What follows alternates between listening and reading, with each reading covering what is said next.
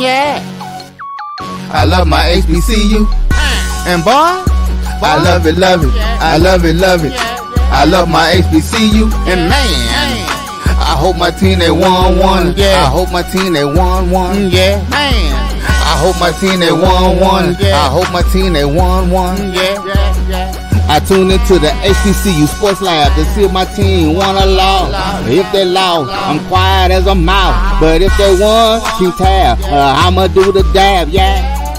Dr. Cavil, he know what he be talking about. Mike and Charles, they know what they be talking about. They compress the analytic data with this hip hop. If you know them like I know them, they gon' tell you if your team, if they won or lost, and who the ball. So listen to Professor, yes sir, and pay attention, cause he gon' teach a lesson.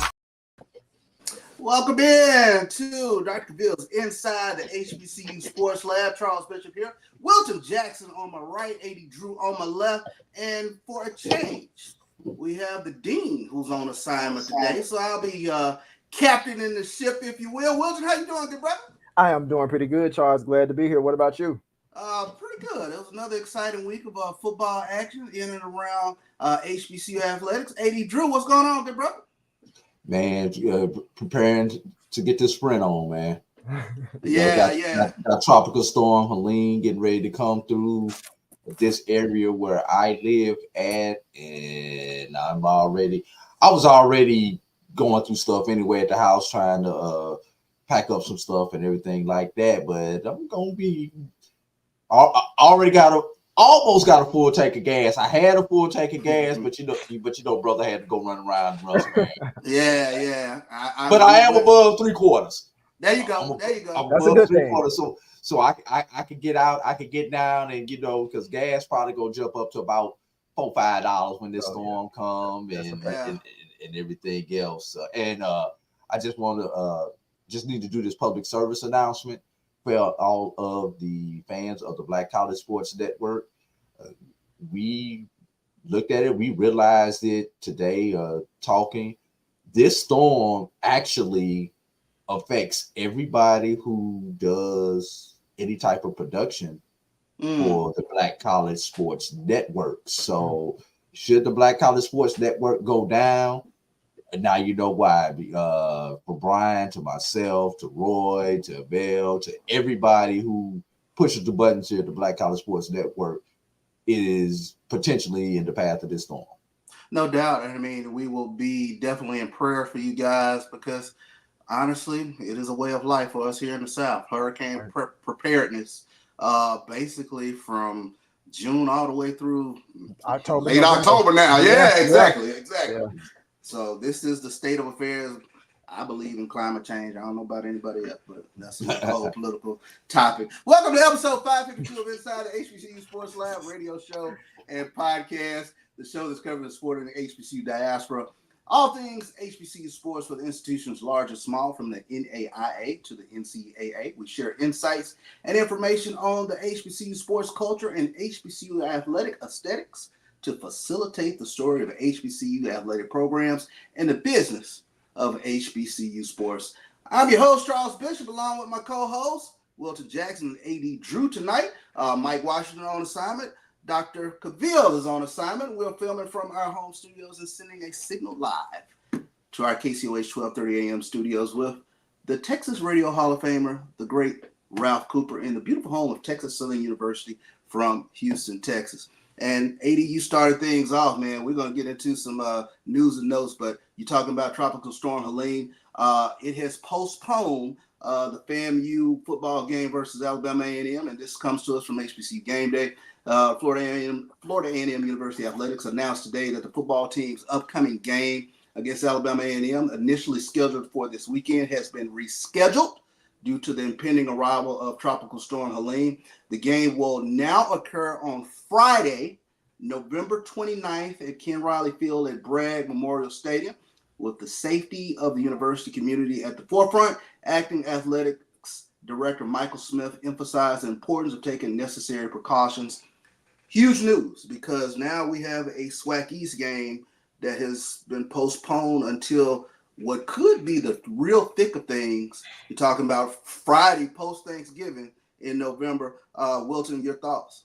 I look at this and I said to myself, let me take a look at this schedule because FAMU has Mississippi Valley November 16th, Bethune Cookman, of course, everybody Florida Classic November 23rd, and then you get Alabama A&M, and that's on a short week on a Friday. Short week. So it's just like anything can happen. Granted, right now on September, whatever it is, September 24th, we're not necessarily saying that Alabama A&M is a big threat to win the SWAC East. I know I'm not, but every team that potentially wants to be competing in November is essentially going to be playing well, or you hope they're going to be playing well in November. So if they are playing like well and they're giving those that rhythm or whatever, it could be interesting.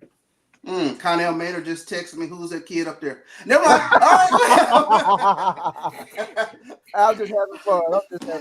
Brother Drew, what are your thoughts, man? Well, obviously, I live in the Tallahassee area, about an hour from Tallahassee, so definitely understand the concern. There's a lot of schools have decided to cancel classes as early as tomorrow to allow people to travel out of the way of the storms. But just want to give you guys a couple other games that you need to keep an eye out on that may be affected due to weather from this potential storm. Kentucky State travels to Albany State on Saturday. Tuskegee travels to Edward Waters. Depending on the path of this storm, the Jacksonville area could be affected by this particular. Oh wow! Yeah, I mean, go ahead. Now, start taking a look at some of the map of where that hurricane is traveling. You see how many more games are affected. Go ahead, AD. Yeah, Benedict travels to Morehouse is another game that could be affected. I'm just going down the schedule. It's coming right up. It's going to hit through Atlanta. Just depends on which side of I-75 that this storm winds up going on. Right. Nothing really in the CIAA should be affected. Looking at the MEAC schedule, nothing in the MEAC should be affected. We've already talked about Florida A&M hosting Alabama State. Alabama A&M, possibly Bethune hosting Alabama State, possibly, because Alabama State may not be able to travel there because of that. Storm may wind up going a little bit west and affect them in Montgomery, or the roads may be too bad for them to travel to Daytona. Those look like the key games that we need to keep an eye out on for potential news about cancellations and or postponements. No doubt about it. A lot of decisions will have to be made here in the next couple of days in regards to those games. We take a look at some more news and notes around HBCU sports. National news. AD Drew, David Wright, man. Clark is the talk of the HBCU environment. Big news with regards to David Wright. Before you say David Wright in my presence on any podcast, you must start with, yes, you were right. You told us so 2 years ago. When he was at Allen. when he was at Allen, I told you 2 years ago this kid was going to be special. And thanks to him, he has proven me right. I get a lot of stuff wrong, but I'm glad I got this one right. Pun very much intended on that one. Anyway, David Wright, along with Sean Johnson of Morehouse, Leonardo Cabrera of Clark Atlanta, who, by the way, hit the game-winning field goal. 55 yard. That would have been good from about 61. And Malachi Jones of Benedict were recognized as Players of the Week by the SIAC. We're not even going to talk about David Wright. We already knew what he did. 374 for touchdowns, 30 for 49 on completions in the comeback victory against FCS Bethune-Cookman. How about Sean Jones from Morehouse, the linebacker who, the defensive back from Morehouse, 12 tackles, 2.5 tackles for loss, and a sack as Morehouse got their first victory against somebody not named Clark Atlanta in the last 3 years. That's big. You saw the correlation, right? Yeah, I did. I noticed. I said you're building it up. That's a teaser. I like this. All right. Obviously, we talked about the freshman kicker, Leonardo Cabrera, with the 55-yarder to win the game.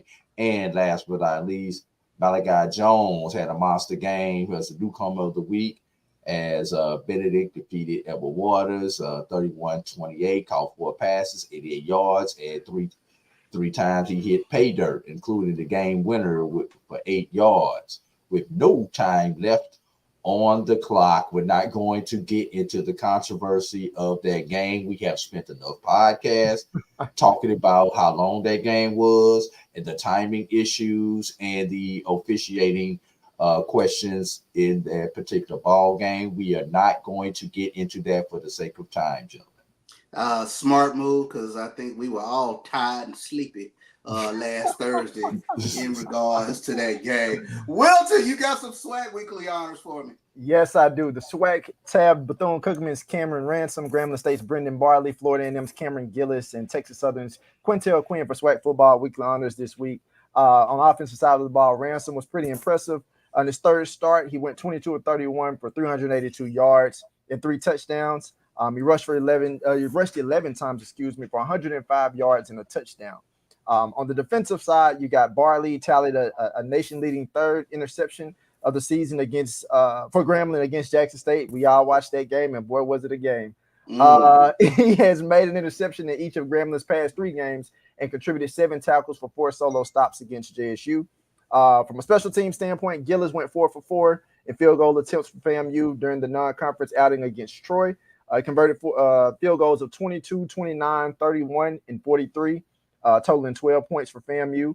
And then also the newcomer in Quinn led Texas Southern with 149 rushing yards on 23 carries at Lamar in his first career start. He averaged about 6.5 yards per rushing attempt with a long run of about 37 yards.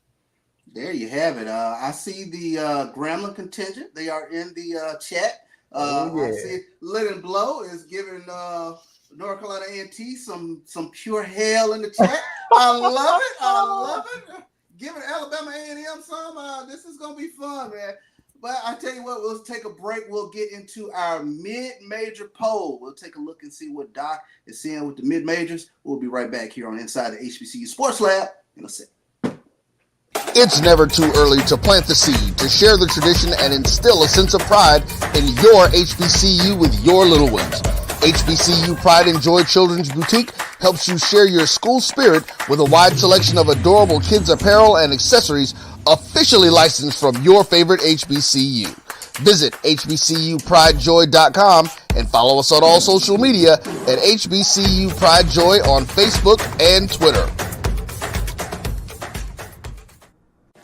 Supermarket sushi, really? No. Wait, Troy, you work here? I'm never not working. Like Head & Shoulders Scalp Shield technology, up to 100% dandruff protection, even between washes. Never not working, huh?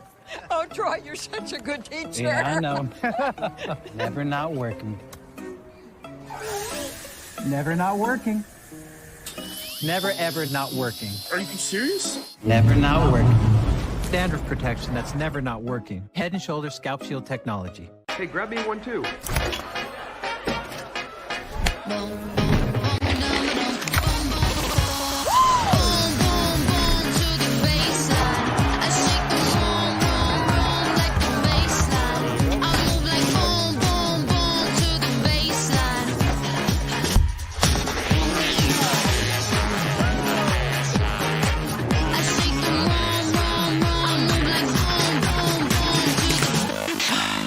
Charmin Ultra Soft has so much cushiony softness, it's hard for your family to remember. They can use less. Sweet pillows of softness. This is soft. Holy Charmin. Oh, excuse me. Roll it back, everybody. Sorry. Charmin Ultra Soft is so cushiony soft, you'll want more, but it's so absorbent, you can use less, so it's always worth it. Now, what did we learn about using less? You gotta roll it back, everybody. We all go. Why not enjoy the go with Charmin? This is the Dean of the College of HBCU. Compress the analytic data with your hip-hop. If you know them like I know them, they gon' tell you if your team, if they want a loud and who the ball. So listen to Professor, yes sir, and pay attention, cause he gonna teach a lesson. Welcome back to Inside the HBCU Sports Lab. Flanking me in the backfield tonight, Wilton Jackson and AD Drew. And Hey Charles. Yo, I forgot to mention when I was doing all that stuff with David Wright. I forgot to mention the ESPN helmet sticker that he earned, man. He did get an ESPN helmet. Yeah, he did. I don't know how I forgot that. Yeah. Shame on you for the same guy who told everybody that David Wright was the man. You forgot his helmet sticker. My bad. And Emmett Jones got a question in the chat for you. I'm not gonna put it on the screen, but take a look at it when you get a chance. What was the question? Tell me what the question was. Emmett? Why is TC playing McCoy over Jacoby Morgan, especially after? Oh boy! Emmett, you act like I'm on the coaching staff. Why I can answer that question? You relay the questions to who needs to be asked the question. So I like that. Good stuff, Emmett. Let's take a look at the mid-major poll this week, what Doc has in store for us. AD, if you can pull it up. Dropping out this week. Oh my God. Virginia State Trojans and the Virginia Union. But when has that happened? I've never seen this before in my time here on Inside the HBCU Sports Lab. Virginia Somebody State please screenshot this. I know you got to screenshot this. Virginia State. This shouldn't last. Yeah, exactly. Virginia State and Virginia Union both drop out this week. Receiving votes actually would be Virginia State and Virginia Union. Interestingly enough, dropping out, but they also receive votes. And look ahead, old Texas College Steers. Another screenshot opportunity. Another screenshot opportunity. Yes. Let's start from the bottom and work our way up. Coming in at number 7, they're 1-1 on the season. Florida Memorial Lions. Tapping in at number 6, check them out, the West Virginia State Yellow Jackets. They went ham this weekend, putting up 57 points in a big win over West Liberty. They check in at number 6. Number 5 team, Fayetteville State Broncos. Nice win for Fayetteville State. 31-7 over Elizabeth City State this past weekend. Big win for them. They check in at number 5. Checking in at number 4. It is the Shaw Bears coming in at 3-1. Shaw, big win over Lincoln this past weekend, 48-14. Dr. Ville has them slotted in at number 4. Let's see who the top 3 are. I think I got an idea. Winston-Salem State, they check in at number 3 at 3-1, 1-0 in conference play. Nice win, big win over Virginia State this past weekend, 15-14. Look at the Winston-Salem State Rams, AD. Making some moves. They're interesting. Here we go. Top 2. Checking in number 2. It is the Clark Atlanta Panthers. Undefeated on the season. 3-0, 2-0 in conference play. Big win over Swagfo Bethune-Cookman this past weekend.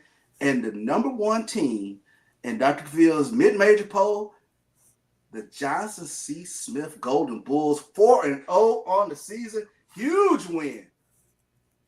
Anytime the president got to come down and do a fireside chat with you, that's a big win. 4-0 on the season, big win over Virginia Union. Guys, what are your thoughts on Dr. Cavill's poll? Wilson, let's start with you, bro. You know, I'm okay with it. I'm okay with Florida Memorial at 7. A little shocked by West Virginia State, but I'm okay with that too. Fayetteville State, I'm okay.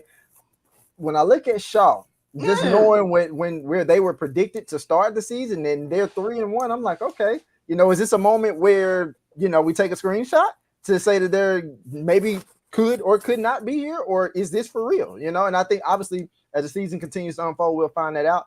Somewhere, Stephen Gaither is very excited. Yeah, Winston-Salem is at number 3. Yeah, I'm not gonna lie, as a person who I didn't get a chance to watch every moment of this game, but I was glad to see them get that victory. That was a big win. It was a huge I did not huge see win for them. I thought Virginia State would get that one. That's a big win on the road. Winston-Salem State proving they are for real, and every Winston-Salem State grad that their chest is a little bigger. They got to get a wider coat this week. That chest is out. A Superman chest. Look like they got a bulletproof vest on or something. Yes. Man, Ram Pride is in effect this week. Yes. And then and then with Clark Atlanta, I think, it just goes without saying what an incredible job Coach Keaton is doing with the program. We can't say enough superlatives about David Wright. He's the real deal. And, you know, I've only been on the show for a couple of months, so AD, I wasn't privy to hearing you talk about him 2 years ago. But I'll say this: the guy is he's the real deal. And for them to get a win like that against Bethune-Cookman, when I was talking with Tolly on HBCU Game Day last week, we were talking about would that game solidify some things with like Atlanta in terms of giving them more value on their season. I definitely think this win does, and I'm very, very, very excited to see what they continue to do in their season. So, let me ask this question: you think Teddy Keaton Saturday night sometime got a little text from XYZ Booster? Hey, congratulations, coach! Just want to say congratulations. Yeah, no, he definitely got some. He got some for sure. As soon as the game was over. With the pad tap. With the hey, we hear you about it. Yeah, exactly. AD, your thoughts on the top 7, bro? All right, and this pains me to say as somebody who has spent most of his career in the SIAC, but thank God for Clark Atlanta because the SIAC would not be anywhere in this poll. Not only were no one else in the top 7, but no one else is even in the receiving votes category except for Clark Atlanta out of the SIAC. That hurts me as a SIAC fan, apologist, and everything else associated with the SIAC. Now, let's go to Clark Atlanta and Johnson C. Smith. Yes, sir. All right. Here's the debate. Because we have not seen this, there are people who have not seen a tie in their lifetime when it comes to college football. Charles, you and I have not seen this since we were going to frat parties and whatever other kind of parties were at our respective colleges, 1995. Okay. Which I'm curious is, do the voters really know how to value or devalue a tie anymore? Because you've got a Clark Atlanta team who has beaten 2 Division II opponents and an FCS opponent. But they tied to an NAIA opponent. So,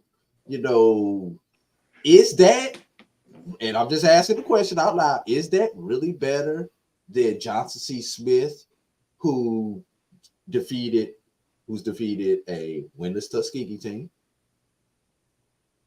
a Morehouse team who just got their first victory? And as you go through Johnson C's schedule, I'm just asking the question. I agree with what it looks like on paper right now. I totally agree with it. But I have to put this out here for conversation pieces. Who really has had the better schedule? Because Clark Atlanta tied with our number 17. So that should give you some value to that tie. But that was a rain-induced. That was a weather-induced. But I just say it was a rain-induced tie. But the fact that the score was tied, regardless how it goes, in 20 years you won't remember that it was rain-induced. It will just be a tie. The fact that they're tied with a team who was in the top 7 when the tie occurred, which also brings, should we be giving Florida Memorial a little more of respect because they tied against probably the arguably one of the top 2 teams in this category. Other Winston-Salem, right where I think they should be. Shaw, still look questions about the strength of their schedule. I personally had West Virginia State ahead of Fayetteville because I think West Virginia State, despite playing one fewer, where they actually have played the same amount of games, West Virginia State has played a little bit slightly tougher competition with their 2-1 versus Fayetteville State. Plus the fact that Fayetteville State got shut out in their one game. West Virginia State lost by a large margin, but they scored.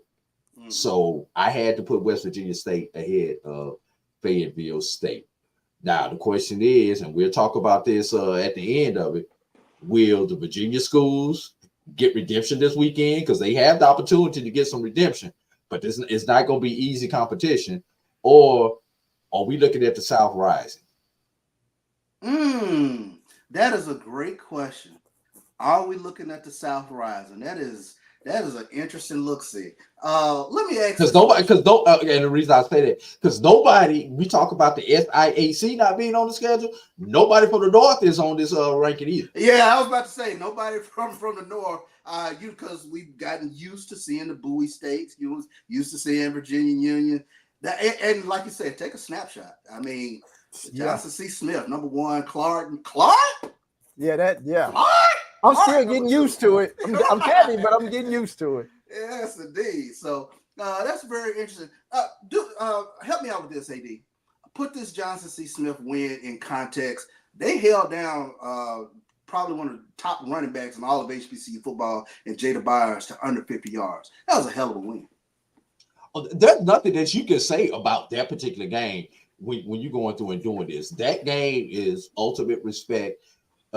They came in, Johnson C, and did exactly what they needed to do because and if you're going to beat Union, you got to stop that run game. There's no ifs, ands, or buts about it. And I want to flip over to the other Virginia team who basically did not perform. That's the best way I could put it. They did not perform in that particular ball game against Winston-Salem. Now, was that Winston-Salem dominance or was that Virginia State's lack of performance? I still need another data point from both of them to really see has the trend shifted. Jump in, Wilson. Jump in.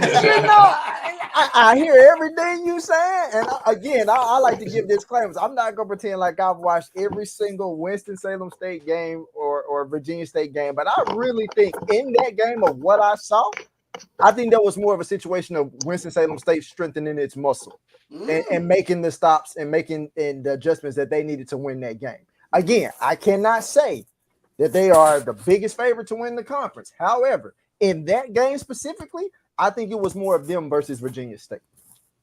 Interesting dialogue. I mean, that was I had 2 sort of neck snap moments this weekend when I saw the Winston-Salem State score, and the same thing when I saw the Johnson C. Smith score. On the other side of the break, we'll talk about what we saw on the major side as far as neck snaps. But, those were 2 games that really caught my eye. I was like, wow. And then I pivot to, I wonder what the polls are going to say. And then, of course, the one that everybody kind of looked at their phone twice was like, wait a second. I know when I was following that game, Bethune-Cookman was all on top of Clark. And then all of a sudden, I see this 55-yard field goal flying through the air and pandemonium. Shout out to Clark Atlanta Panthers. You're talking about a football program that had been down. And Clark and Johnson C. Smith, they are the talk of the town right now. Yeah. I hate to throw this in, but my neck snap moment was not around HBCU football. When somebody told me James Madison was blowing North Carolina out, that was my neck snap moment. That was the first outside of HBCU. That was another neck snap. And then I happened to be in attendance for the other neck snap was just seeing the Hail Mary from Shador. That was crazy to be a part of that pandemonium. But didn't it remind you of something you saw at Jackson State? I asked the question in the post game. I said, was there a deja vu moment? Because we've seen this in the Celebration Bowl, and the national media was kind of looking like, what are you talking about? Yeah, I was like, this happened in the Celebration Bowl. Shador with a last second heave that found pay dirt to send the game into overtime. So a little bit of deja vu moment for this past weekend. Great football all around. Great commentary, fellas. Well, I'll tell you what, let's take a quick break here on Inside the HBCU Sports Lab. We'll take a look at upcoming games this week, and we'll take a quick look back at Dr. Cavil's poll from this past Sunday. We'll take a look at the major division, and we'll talk about that a little bit, and we'll get into some more football action here on Inside the HBCU Sports Lab. Hey, grab me one too.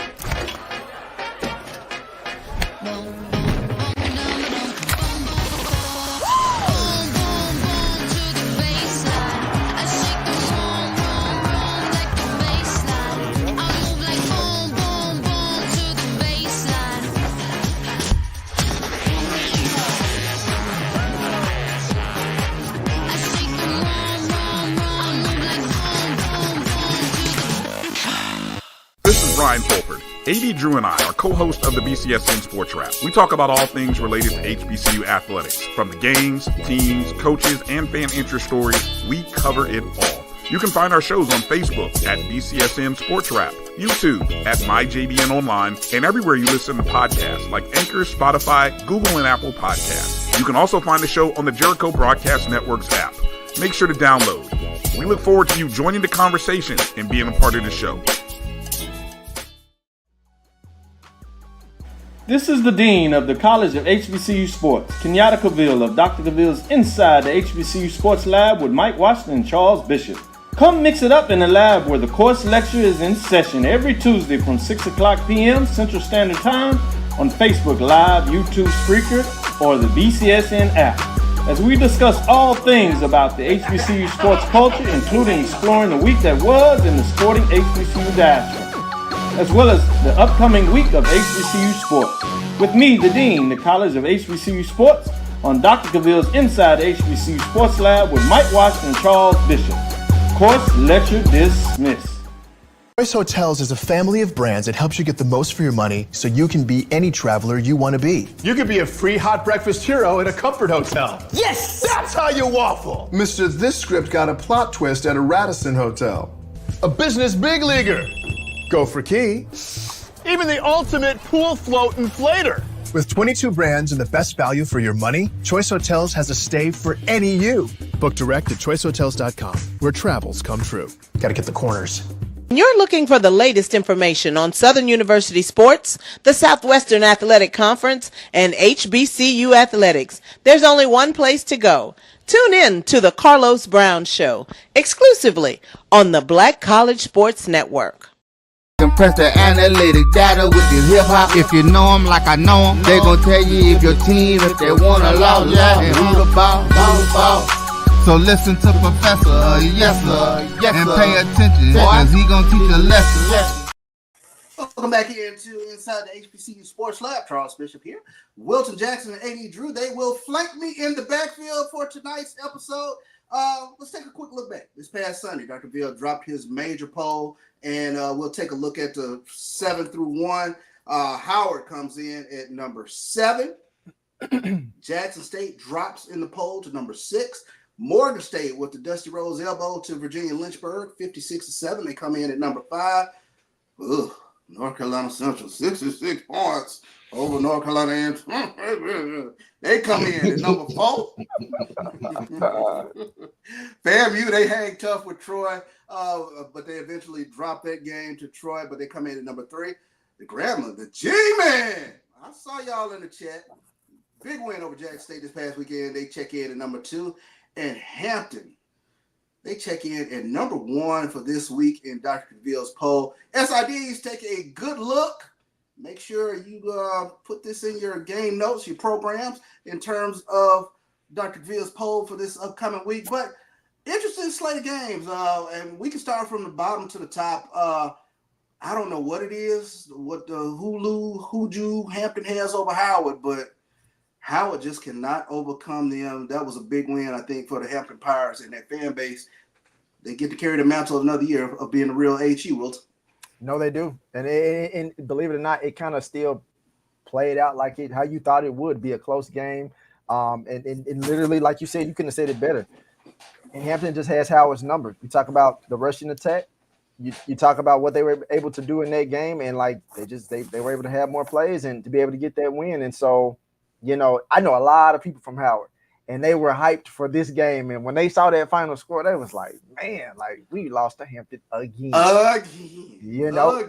And so like but what it does though, and it makes me think about, you know, obviously Hampton not in the MEAC anymore, in the CAA. I guess I still been going back and forth and looking at like how dominant can they be going forward. Obviously, I don't expect them to make a whole bunch of noise in the CAA, but like, how much does this win make them better? How bad is this loss for Howard? So before conference play, get your jollies in now if you're a Hampton Pirate. Huh, AD?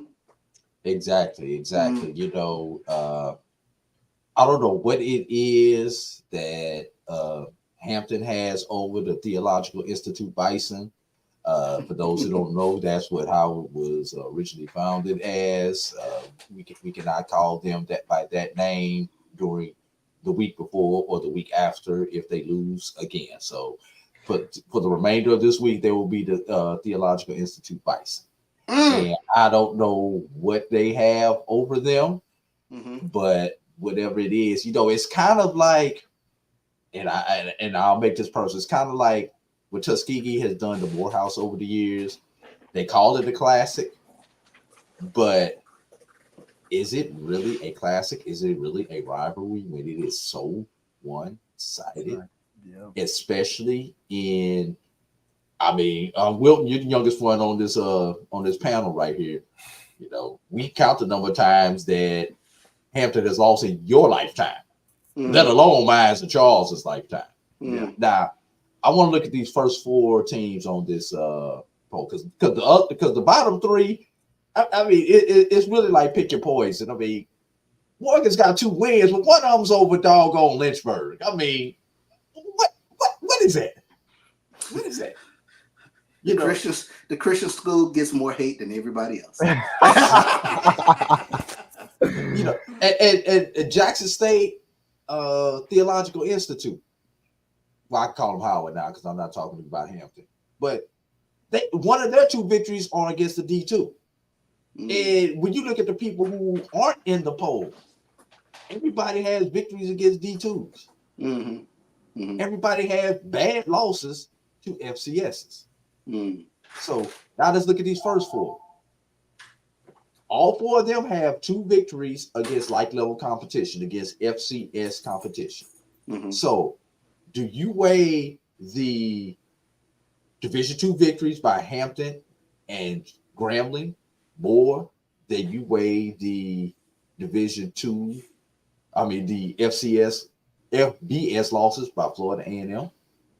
Just something I had to think about when I was making my vote. Oh, that sounded so rattlery. Oh. but it's true. And then the way that Central lost those 2 games in the middle, how was I supposed to rate that? Now, I'm gonna be honest with you. This is exactly how I rated it. But I seriously had to think about it.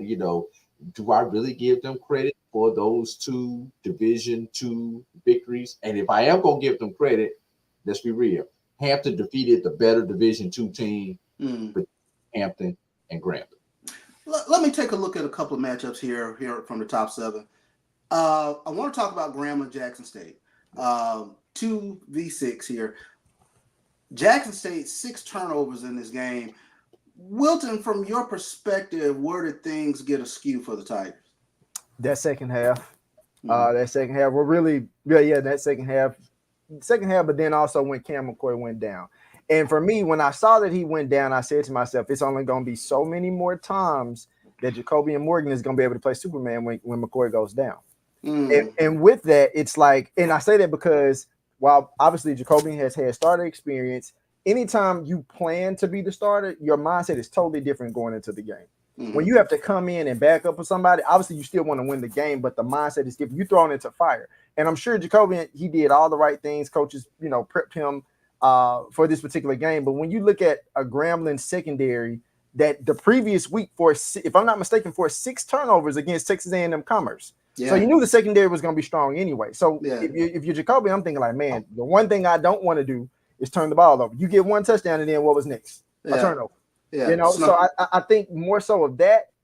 It was more so of Grambling secondary being really strong, but then 2, Jackson State missed some opportunities deep down in their end zone where they fumbled the ball, having turnovers and stuff. And I'm thinking like this is very uncharacteristic for them.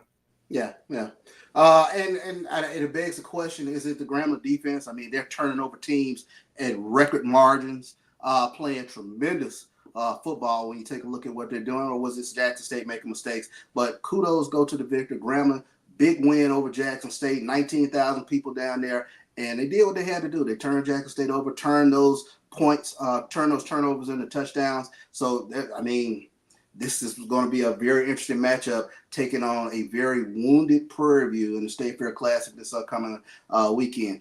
Other game, AD. Let me ask you about this, and I've pushed the panic button now for North Carolina A&T, but they gave up 66 points to a rival.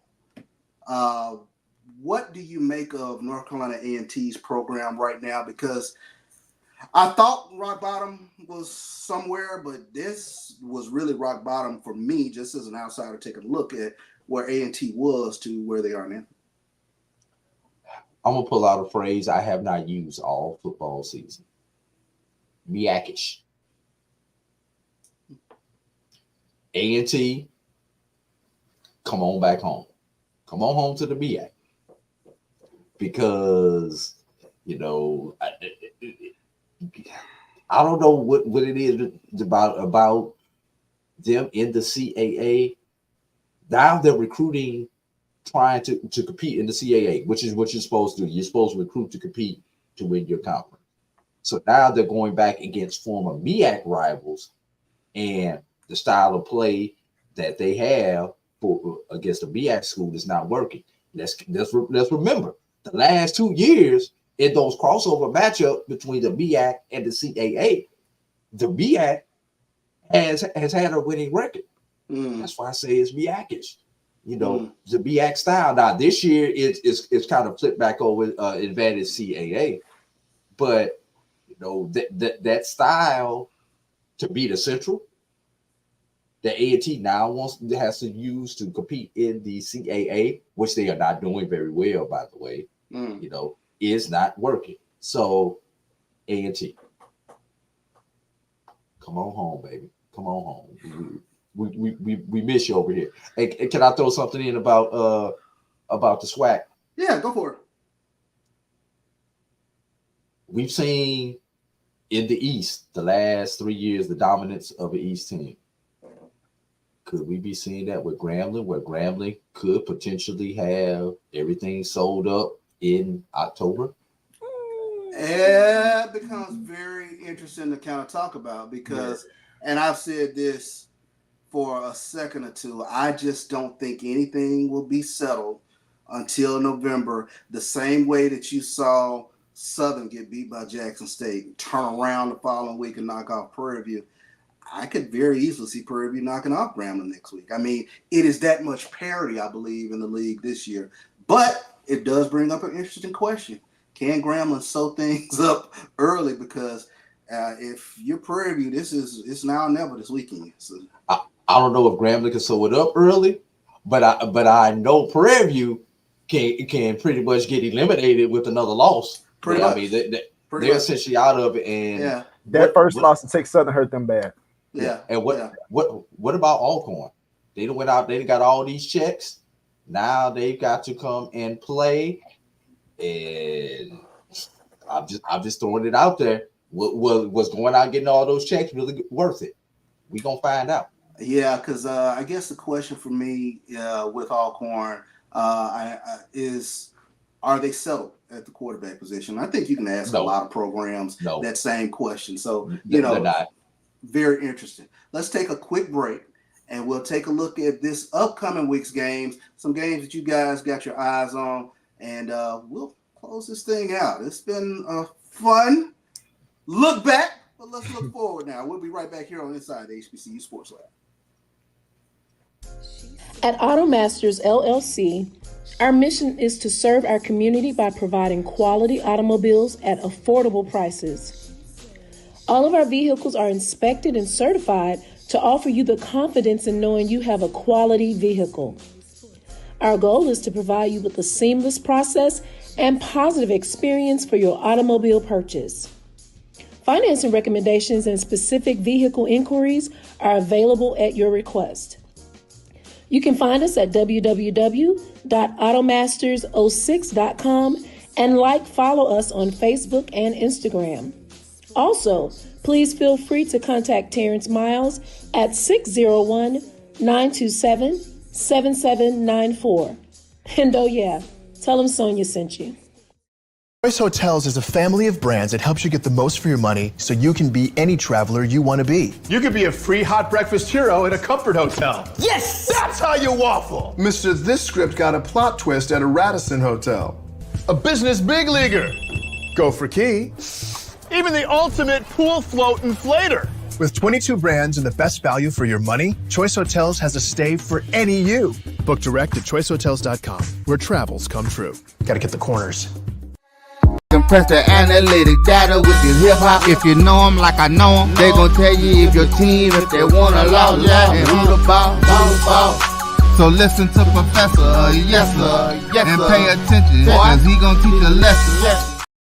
And welcome back to Inside the HBCU Sports Lab. Charles Fisher here with Wilton Jackson and AD Drew. A lot of great football action coming up this week, and we talked about it in the first segment. Weather could be the talk of the town and towards the latter part of the week as we have a tropical storm system coming through what could be Florida, Alabama, Georgia. So tune in on Thursday to see if we have any other cancellations. We already mentioned that Florida A&M has postponed their game with Alabama A&M until November 29th. So we'll be taking a look at that. But you guys, we can go in any direction. A lot of great football action is coming up week. We got Benedict at Morehouse, Bowie State. Goes down to Winston-Salem State. We got the State Fair Classic, Prairie View and Grambling, do or die there. Jackson State, they make a trip over to Texas Southern. Texas Southern, much more improved team, lost last week to Lamar, but they are running the football. They are a physical bunch. Look a little bit different from the previous iterations of Texas Southern, but we'll take it anywhere you want to go. AD, let's start off, bro. What are you taking a look at? Let's see. The fact that the old CIAA South went 4-1 against the old CIAA North, I think that is where we need to start. And let's start off with Fayetteville State, Virginia. There you go. I mean, Virginia State, the team that was picked to win the CIAA against the team that's always been in the conversation for the last 6 years. Always in the championship game for the last 6 years. Yeah. So can they essentially eliminate Virginia State already? Especially when you don't have divisions anymore? Very interesting. And got to mention, number 5 ranked Fayetteville State paying a visit to Virginia State. Virginia State trying to get back into the poll. So they got a number 5 team headed down to take on, or headed up, I should say, to take on Virginia. Oh, no, that game is down in Fayetteville State. So that'll be Virginia State paying a visit to them. So very interesting looks there. And speaking of Virginia schools, how about Union and Shaw? Ooh. So there we go. Okay. Same thing. Wilton asked the question, is Shaw for real? Yeah. We gonna find out, especially with Union coming off of a loss. They will have vengeance on their mind, and hopefully the Shaw Bears will take the brunt of their anger. That's what the people in that part of Virginia are hoping for. So that's another one. But it only gets better, Charles. Bowie State, Winston-Salem State. Yeah. This will tell us if Winston-Salem State is for real. Yeah, it will. Yeah. So I mean, those are the we want to call them sexy matchups. that is the beauty pageant right there. Well, here's the interesting part. You called out the sexy matchups. Tell me a winner in those sexy matchups. See, now you asked me to.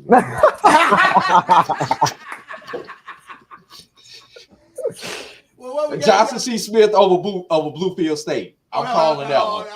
Let's see. Let me go ahead and let's see. I've got Virginia State, Virginia Union are at home. All the North teams are at home that I talked about. No, Winston-Salem's at home. Winston-Salem's at home. Bowie State visits Winston-Salem. That's a 1:00 kick. We got Shaw at Virginia Union, another 1:00 kick. And then we have Fayetteville State at Virginia State. That is a 2:00 kick. You know what? We'll save it till Thursday. I'm gonna leave it out there. I might not be on. I might not be on here Thursday because due to the weather. So I'm gonna go ahead and go out there on the limb. Go for it. I'm going Fayetteville State over Virginia State. Ooh. I'm going Union over Shaw. Mm-hmm. And I'm going Winston-Salem at home. So I'm taking 2 of the 3 of them at home. You better, because the Ramuley were going to come after you if you didn't take them at home. It won't be the first time. AD got the mid-majors. Wilson, I'm going to give you the majors. Who you got looking on that side of the coin? So I'm going to start with the SWAC. You know, I was one who had high hopes for Bethune-Cookman in the beginning of the season, but right now it ain't looking too good. Like, just keeping it real. So I got Alabama State winning that game if that game happens due to, you know, storm implications. But the next 2 obvious games are for sure. We already talked about them throughout the show. Prairie View and Grambling. Cameron Peters, Prairie View. Can they basically get that win against Grambling? And also a continuation of what Mickey Joseph is doing for Grambling. Can they continue a game plan, a game style of forcing turnovers into those turnovers? Because like I said, Miles Crawley, he's looking pretty good. Their defense is looking pretty good. If they can find ways to give Cameron Peters problems, Grambling takes this game, and Prairie View's in a real interesting place going into October. And of course, go ahead. And no, I was about to say, in Prairie View, let me help you out. Let me play offensive coordinator for a second. Figure out a way to get the ball to Kobe Cavil. I'm just saying. I mean, they made mention of it in the press conference this past week. He had a catch for a 70-yard bomb for a touchdown in that game, but every time he touches the ball, something good happens with PV. They got to figure out a way to get the ball in some playmakers' hands. And yeah, Kobe Cavil is making plays for the Panthers. So you got to figure out a way to stay alive, because this is a big one this weekend for the Panthers with Grambling coming into town. Can't say enough about their Grambling defense turning teams over at a record pace. Who else you got, Will? And the last one is the obvious. It's Jackson State and Texas Southern. Jackson State be coming off a loss, and then, you know, this is a Texas Southern team that got that win against Prairie View week 1 and still kind of trying to bounce back, get that rhythm, you know, for them coming into, you know, what will be a new month of football for them. So you said it best at the top, Charles. This is not the same Prairie View team. I mean, this is not the same Texas Southern team we've seen in previous years to this point. And so if they can make things interesting, or better yet, if they get this win against Jackson State, boy, that would be big. It would be probably just as big as Grambling getting the win against Jackson State. Put your eyes back in your head, Charles. It would be huge. I mean, because when you take a look at it, Texas Southern, they're playing with their 3rd starter now behind center. He only had 10 attempts this past week. But like I said, this offensive line, they are some road graders, and they paved the way for another 100-yard back for Texas Southern. Again, they ran the ball. They were a more physical team than Prairie View in that opening win over Prairie View. So, you know, I know how Jackson State fans can be, but listen. They better come to Houston ready. All right. I'm just saying. Very interesting game to take a look at. So, State Fair Classic, you went with State Fair Classic and Jackson State and Texas Southern. Another interesting account to take a look at. The old Circle City Classic. Central taking on Norfolk State. This should be an interesting one. Can Walker Harris keep that momentum? You know, that's a rivalry game. You play above your head, you're playing at home, band cooking, all this good stuff. Now you go on the road against Dawson Odom's team, and Dave. Does Otto King come back this weekend? This is what week 5, no, right? This is week. Yes, he had a 4 game. Yeah, so he does come back this week. He slated to, at least anyway. Yeah, he can. Interesting. So that's another one that I'm taking a look at. So very interesting games to take a look at. Well, go ahead, Eddie. And what did we say was the best scenario for Norfolk with Otto Coons out? 500. What is Norfolk right now? 2-2. 2-2. Very good point. So that's another good one. So a lot of great games this upcoming week. Hey guys, you guys have broken it down tremendously. Another great outing here on Inside the HBCU Sports Lab. Any final thoughts, AD? Just want to pray for everybody within this storm, and including myself and my family, that we survive this storm. You know, it's more than an ocean. It is more than an ocean. but I know we're getting ready to go, but I have got to put this question out here for you guys, fellas, and you guys can be brief on it. Is it time for our Division II conferences, CIAA, SIAC, to mandate replay? To mandate what? Replay. Yeah. Because they've got it at the NAIA level, but we don't have it in our conferences. No, anytime you can use technology to make the game better, by all means use it. There's probably no reason nowadays that the technology is not available in each and every stadium to go about the process of having replay. So very interesting point that you make there. It is time to make sure that no stone is left unturned in regards to make sure you get the calls right. Well, I agree. I mean, you start looking at all other major leagues that have it, and I mean, it's being put to good use to make sure that games are being called fairly and correctly. Not saying that technology gets every single thing right, but you stand a better chance of using it to make sure that everything is run smoothly and effectively. No doubt about it. Now, I just got to play the counterpoint. I know we get ready to close out. We already had a 4-hour and 15-minute game without replay, fellas. I'm going to leave it right there. I'm going to just say this. If it's all the way on the opposite side of the field and you on TV, leave it hanging in your pocket, all right? Wilton, final thoughts, brother. You know, I'm just excited for another week of good HBCU football. I'm interested to see, like I said, with that Jackson State Texas Southern game. I'm also looking to see what happens between Grambling and Prairie View, and then also everybody that's like AD said, everybody's in the path of the storm. Hopefully, they all stay safe, and everything will be okay. No doubt. Prayers to everyone in the path of the storm. Of course, hurricane preparedness. Do what you need to do. Fill up the tanks. Have your hurricane kit, things of that nature. But definitely prayers to all of those in the path of the storm. Great job, guys, on this Tuesday, on this episode. We look forward to seeing you on Thursday here back on Inside the HBCU Sports Lab. We should get a little bit more of a clear vision on if there are any other games that might be postponed from this weekend. But you know how we close this thing out. AD! Course. Wilson. Lecture. Dismissed, everybody. Travel light.